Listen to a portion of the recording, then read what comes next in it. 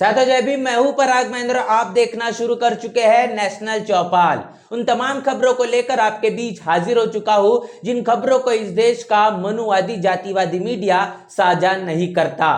सबसे पहले शुरुआत करते हैं इस वक्त की सबसे बड़ी खबर।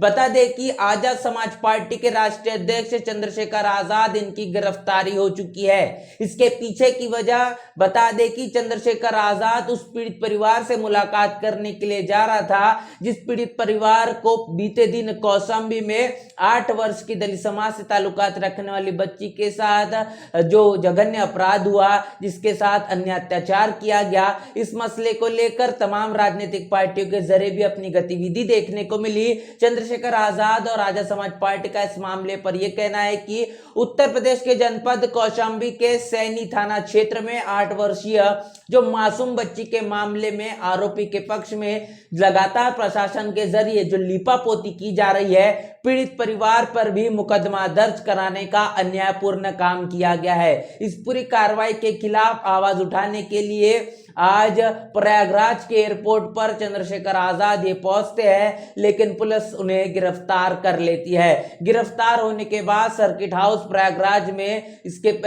अपनी तमाम बातों को लेकर चंद्रशेखर आजाद के जरिए एक वीडियो भी जारी कर दिया गया है। चंद्रशेखर आजाद कौशाम्बी में तमाम उस पीड़ित परिवार से मुलाकात करने के लिए जा रहे थे, लेकिन इस दौरान बीच रास्ते में भी उनको रोक लिया जाता है। इसके पहले मैंने कहा कि तमाम राजनीतिक पार्टियों के जरिए कौशाम्बी में जो पाल समाज की बच्ची इससे मुलाकात करने के लिए खासतौर पर बहुजन समाज पार्टी के उत्तर प्रदेश के प्रदेश अध्यक्ष विश्वनाथ पाल जब गए तो उनको इस तरीके से रोकने वाली कोई वारदात देखने को नहीं मिली। लेकिन अमूमन तौर पर यह देखने को मिलता है कि चंद्रशेखर आजाद जब भी पीड़ित परिवार से मुलाकात करने के लिए जाते हैं, पुलिस प्रशासन के जरिए उन्हें रोक लिया जाता है। आखिर इसके पीछे की वजह क्या है? ऐसा बार बार चंद्रशेखर आजाद के साथ ही क्यों होता है? ये बड़ा सवाल है। इसके साथ साथ अगली खबर से आपको रूबरू करवाएंगे। बहुजन समाज पार्टी के राष्ट्रीय अध्यक्ष बहन मायावती चंद्रशेखर आजाद, दलित समाज और खास तौर पर बता दें कि बाबा साहब को लेकर आपत्तिजनक टिप्पणी कहने का काम जिस शख्स के जरिए किया गया उसका नाम है सुदामा मिश्रा। ब्राह्मण समाज से ताल्लुकात रखने वाला व्यक्ति जिस तरीके से अपमानजनक शब्दों का इस्तेमाल करता है, इसको लेकर इस वक्त सोशल मीडिया पर ये वीडियो वायरल है, जो प्रतिक्रियाओं का सिलसिला भी जारी है। इस पूरे मामले को लेकर भीम आर्मी के तमाम कार्यकर्ताओं के जरिए इस सुदामा मिश्रा नाम के शख्स के कॉलर को पकड़कर पुलिस थाने तक पहुंचाने का काम किया गया और सुदामा मिश्रा नाम के इस व्यक्ति के जरिए अब माफी भी मांग ली गई है। मनुवादी जातिवादी सोच रखना लोग अपने दूषित मानसिकता का बार बार परिचय देने का काम करते हैं, लेकिन उनको ईंट का जवाब पत्थर से देने का काम बहुजन समाज के लोग अब समय के मुताबिक करना शुरू कर चुके हैं। एक नई वारदात जो अलीगढ़ से निकल कर आ रही है। दलित समाज का व्यक्ति जब अलीगढ़ के मंदिर में जाता है, वहां पर तिलक लगाता है, जब उसके पूछा जाता है कि आप किस समाज से ताल्लुकात रखते हैं, किस जाति से आते हैं, जब वो अपनी जाति बताता है तब उस शख्स को मारा पीटा जाता है। आप कल्पना करिए, जहां पर आजादी के 75 वर्ष हो चुके हैं, उसके बावजूद भी संविधान की गौरव गाथा गाई जा रही है, लेकिन मंदिर के अंदर जब दलित समाज के लोग जाते हैं तो उनको पीटा जाता है, उनको रोका जाता है, बार बार अपमानित करने का काम होता है।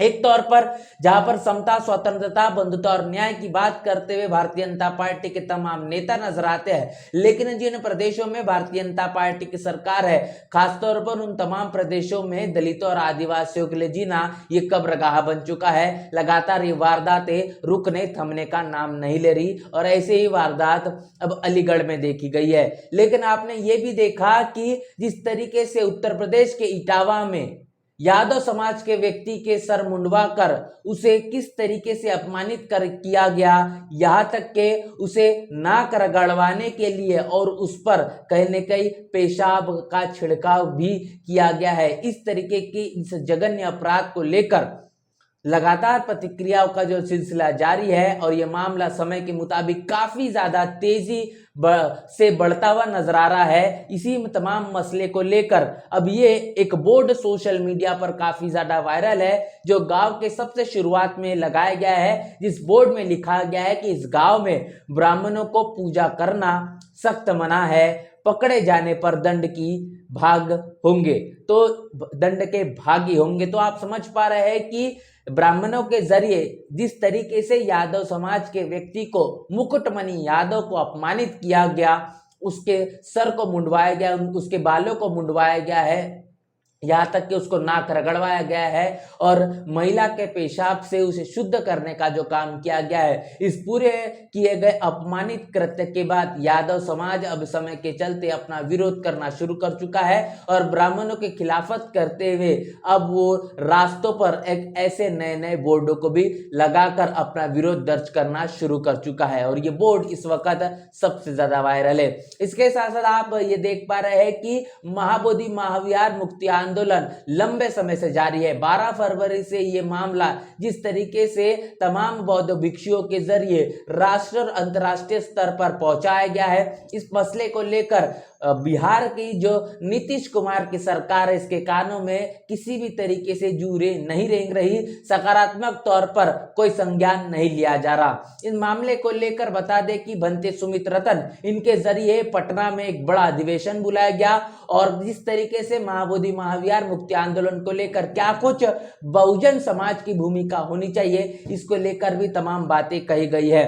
अब अगली खबर यह समझिए कि इस मसले को लेकर लगातार वंचित बहुजन आघाड़ी के जरिए प्रतिक्रिया देखने को मिल रही है और वंचित बहुजन आघाड़ी के नेता सुजात अम्बेडकर, इन्होंने एक बड़ा ऐलान करा है। सुजात अम्बेडकर, इनका कहना है कि महाबोधि महाविहार मुक्ति आंदोलन में भाग लेने के लिए आने वाले 5 जुलाई 2025 को वर्षावास शुरू होने से पहले वो बोध गया आ रहे हैं। तो सुजात अम्बेडकर 5 जुलाई को बोध गया पहुंचेंगे। वर्षावास की शुरुआत होने से पहले इस आंदोलन को मजबूती प्रदान करने के लिए बोध गया में शिरकत करने का काम सुजात अम्बेडकर इनके जरिए होता हुआ दिखाई देगा। वंचित बहुजन आघाड़ी काफी लंबे समय से इस मसले को उठा रही है और ये मामला समय के मुताबिक काफी ज्यादा गर्माता हुआ नजर आ रहा है, लेकिन बिहार में नीतीश कुमार की सरकार ये मामले को लेकर किसी भी तरीके से अपनी सकारात्मक प्रतिक्रिया दूर दूर तक देते हुए नहीं दिखाई दे रही। ऐसे में आपको बता दें कि बिहार में विधानसभा चुनाव है और इस विधानसभा चुनाव के मद्देनजर रखते हुए राजनीतिक पार्टियों की अपनी सियासी हलचल इस वक्त सबसे ज्यादा जोरों पर है। लेकिन भारत के चुनाव आयोग के जरिए एक ऐसी घोषणा जो तमाम राजनीतिक पार्टियों को अंदर से हिला चुकी है, जिसको लेकर लगातार सवाल खड़े किए जा रहे हैं। इस पूरे मसले को लेकर नेहा सिंह राठौर, जो अपनी गीतों और गायनों को लेकर हमेशा सुर्खियों में नजर आती है, इनके जरिए प्रतिक्रिया है। खबर है जिस खबर में देखा गया है कि भारत में पहला ई वोटिंग ऐप लॉन्च किया जाएगा। ये काम कैसे करेगा, आखिर इसका रजिस्ट्रेशन कैसा होगा, ये तमाम तरीके की चीजें बिहार राज्य के चुनाव आयुक्त दीपक प्रसाद के जरिए शुक्रवार को साझा की गई है और इस बात का ऐलान किया गया है कि 28 जून 2025 को जो 6 नगर निगम जो पटना में है, उनमें से 3 रोहतास, पूर्वी चंपारण में 2 नगर निगम है, इन तमाम चुनावों को ई वोटिंग मोबाइल ऐप के जरिए किया जाएगा और इस पायलट प्रोजेक्ट के तौर पर इसे शुरू भी किया जाएगा। अब इस मामले को लेकर नेहा सिंह राठौर ने कहा है कि बिहार में भारत का पहला ये जो ई वोटिंग ऐप लॉन्च किया जा रहा है, आखिर ये काम किस मुताबिक करेगा। मोबाइल ऐप के जरिए सबसे पहले वोटिंग सेंटर पर गए बिना ही आप वोट देने की सुविधा के लिए तैयार रहेंगे और कुछ समझ में आ रहा है बिहार वालों, सवाल किया गया है, सब कुछ बोल के बताना पड़ेगा क्या। यह पर जिस तरीके से नेहा सिंह राठौर ने यह बात साझा की है, इस मोबाइल ऐप के जरिए जो सुविधा मुहैया की गई है कि आपको मतदान केंद्र जाए बिना ही आप अपना मतदान कर सकते हैं। अगर ऐसा होता है, इसके क्या कुछ फायदे और क्या कुछ नुकसान है, आप भली भांति जान पा रहे हैं। इसका सबसे पहला बिंदु समझिए कि बिहार में बड़े पैमाने पर शिक्षा का जो स्तर है कितना न्यूनतम है। बड़े पैमाने पर अभी भी जो लोग पढ़े लिखे बिहार में हमको नजर नहीं आते। 90% आबादी तो दलितों, आदिवासियों, पिछड़ों और अति पिछड़ों की नजर आती है, जो आज भी शिक्षा से वंचित है, जो मोबाइल ऐप को समझ नहीं पाया है, जो आज भी तमाम तकनीकों से काफी ज्यादा वंचित और दूर ही नजर आता है।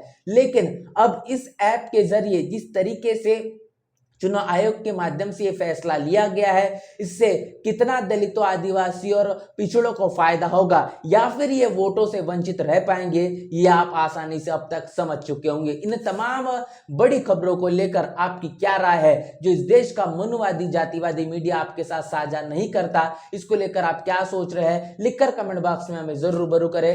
बने नेशनल चौपाल के साथ, मिलते रहे वीडियो में, तब तक के लिए जय भीम, जय भारत।